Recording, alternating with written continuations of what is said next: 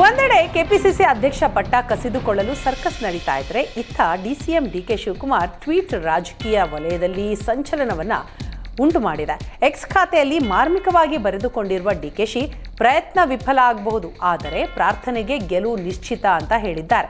T ನರಸೀಪುರದ Triveni ಸಂಗಮದಲ್ಲಿ ನಡೀತಾ ಇರೋ ಕುಂಭಮೇಳದಲ್ಲಿ ಭಾಗಿಯಾಗಿ ಗಂಗಾರತಿ ನೆರವೇರಿಸಿ ಭಗವಂತನಲ್ಲಿ ಪ್ರಾರ್ಥಿಸಿದೆ. ಪುಣ್ಯಸ್ನಾನ ಮಾಡಿ ಭಕ್ತಿ ಭಾವಗಳಲ್ಲಿ ಮಿಂದು ಭಾವ ಪರವಶನಾದೆ ಅಂತ ಪೋಸ್ಟ್ ಹಾಕಿದ್ದಾರೆ.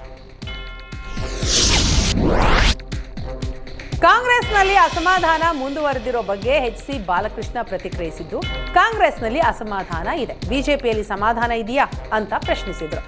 ಎಲ್ಲವನ್ನೂ ಸರಿಪಡಿಸಿಕೊಂಡು ಹೋಗುವ ಕೆಲಸ ಹೈಕಮಾಂಡ್ ಮಾಡುತ್ತೆ ಅಂತಲೂ ತಿಳಿಸಿದ್ರು. ಇದೇ ವೇಳೆ ಕೆಪಿಸಿಸಿ ಅಧ್ಯಕ್ಷರ ಬದಲಾವಣೆಯ ಬಗ್ಗೆ ಮಾತನಾಡಿದ ಅವರು, ಜಾರಕಿಹೊಳಿ ಕೆಪಿಸಿಸಿ ಅಧ್ಯಕ್ಷರ ಬದಲಾವಣೆ ಈಗ ಮಾಡಿ ಅಂದಿದ್ದಾರಾ? ಸೂಕ್ತ ಸಮಯ ಬಂದಾಗ ಬದಲಾವಣೆ ಆಗಬೇಕು, ಬದಲಾವಣೆ ಜಗದ ನಿಯಮ, ನಾಳೆ ಆಗಬೇಕು ಅಂತ ಹೇಳಿಲ್ವಲ್ಲ ಅಂತ ಹೇಳಿದ್ರು. ಫೆಬ್ರವರಿ 20ನೇ ತಾರೀಕು ಸಚಿವ ಸಂಪುಟ ಸಭೆ ನಡೆಯಲಿದೆ. ಸಿಎಂ ಕಾಲಿಗೆ ಪೆಟ್ಟಾದ ಬಳಿಕ ಕ್ಯಾಬಿನೆಟ್ ಮೀಟಿಂಗ್ ನಡೆದಿರಲಿಲ್ಲ.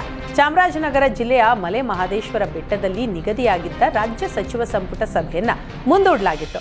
ಇದೀಗ ಸಿಎಂ ಕಾಲಿನ ಸಮಸ್ಯೆ ಕಾರಣಕ್ಕೆ ಮಲೆ ಮಹದೇಶ್ವರ ಬೆಟ್ಟದ ಕ್ಯಾಬಿನೆಟ್ ರದ್ದು ಮಾಡಲಾಗಿದೆ. ಬೆಂಗಳೂರಿನಲ್ಲೇ 20ನೇ ತಾರೀಕು ಕ್ಯಾಬಿನೆಟ್ ಮೀಟಿಂಗ್ ನಡೆಯಲಿದೆ.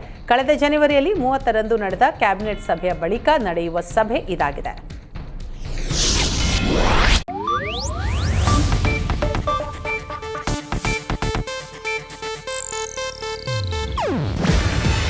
ಇದು ಏಷ್ಯಾನೆಟ್ ನ್ಯೂಸ್ ನೆಟ್ವರ್ಕ್ ಪ್ರಸ್ತುತಿ. ನೀವು ನೋಡ್ತಿದ್ದೀರಾ ಏಷ್ಯಾನೆಟ್ ಸುವರ್ಣ ನ್ಯೂಸ್.